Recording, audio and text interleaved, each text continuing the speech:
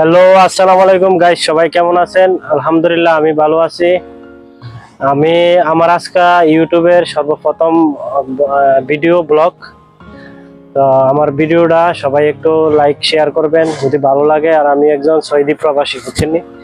Saudi আরবে এই রুমের সামনেই মনে করেন একটু জায়গায় খালি আছে দীক্ষা, এই জন্য মনে করছি একটু কৃষি করি।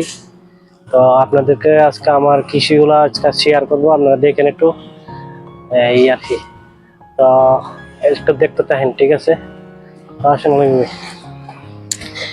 সর্বপ্রথমে আমি গাছে যে পানি দিই প্রত্যেক দিন, কিভাবে কি আসু বিষয়ে দেখেন।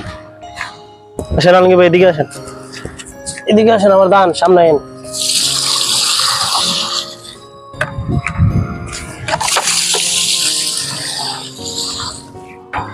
আলমগীর ভাই, টমেটোটা তরমুজটা দেখান, দেখেন ভাই।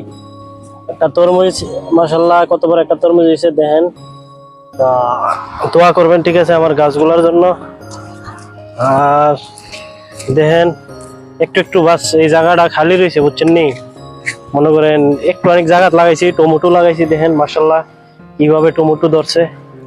তো সাথে কি একটু পুঁইশাক লাগাইছি, বুঝছেন নি? একটু পুঁইশাক লাগাইছি, একটু টমেটো লাগাইছি। তো আলহামদুলিল্লাহ তার ভিতরে আপনার 4-5টা বাইগন আর কিছু মরিচের দানা খালাইছি। এই দেখেন মরিচও লাগাইছিলাম শখে, বুঝছেন নি? 2-3টা 4-5টা গাছ লাগাইছিলাম। আলহামদুলিল্লাহ আমার মরিচের গাছ অনেক মরিচ ধরছে। এই দেখেন পুঁইশাক সাথে টমেটো, বুঝছেন নি? তো এটা আমার মনে করেন আমি যেখানে কাজ করি এটা আমার ফ্যাক্টরি, এখানে কাজ করি। আর মনে করেন এটা আমার রুম। এই রুমের সামনে একটুখানি জায়গা করছিলাম শখে বসে। তো আল্লাহ দিলে অনেক মরিচও আইছে, মনে করেন টমেটো খাইছে।